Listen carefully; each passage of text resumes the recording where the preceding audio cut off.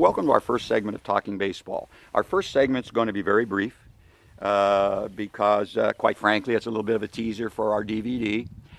Once we get the DVD, the initial DVD out there, we would like to every month have a little segment on this website, Talking Baseball. Most of it will be about hitting, but it'll also be about other areas of baseball too.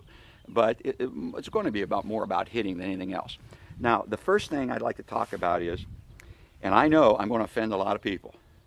There's a website on the internet from back east, people associated with David Wright, and they explained that the fallacy of the belief that good hitters swing down to be good hitters.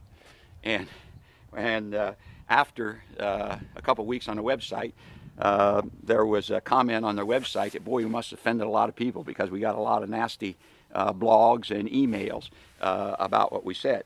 But again, we always talk about how it makes sense. It amazes me that anybody believes the best way to hit a baseball is to swing down. In the first place, you ought to understand something. There's a mound in the middle of the field for a reason. They have a mound, a raised mound in the middle of the field for a reason. And the reason they have a mound is so the pitcher can stand higher than the hitter and higher than the catcher and throw the ball down to the hitter. A 90-mile-an-hour fastball of a 10-inch mound can drop 2 to 5 feet between the mound and the hitter. And yet, there are people telling me the best way to hit that ball is to swing down. Now, there are a couple of instructors out there who at least have the honesty to say to me, well, if you swing down, you only have 1 point of contact. Why would I bother going up to the plate if a guy's throwing a baseball at me 90 miles an hour and I have 1 point of contact? I might as well close my eyes. It's mission impossible.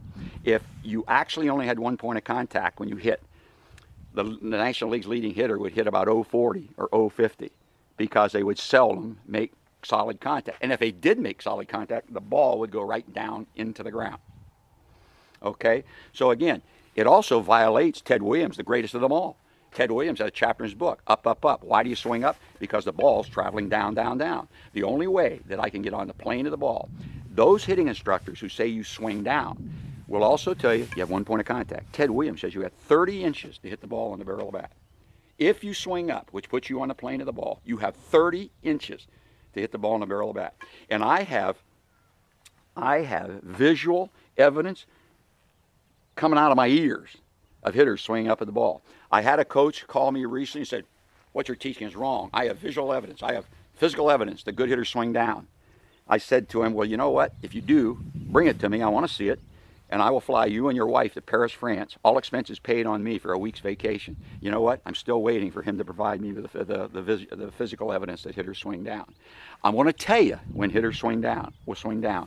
When they take that mound off the field and they dig a hole in the middle of the field 3 feet deep, so that pitcher's standing out there and he's throwing the ball uphill to the catcher, guess what?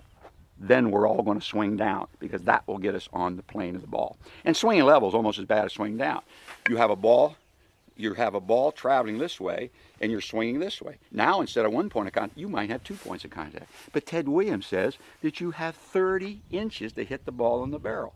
Now, am I to believe Ted Williams, who tells me who is the greatest hitter that ever lived, that I have 30 inches if I swing the bat correctly? Or am I to believe somebody who tells me that you swing down and have 1 point of contact? It doesn't, as we keep getting back to this, it doesn't even make sense. Thank you.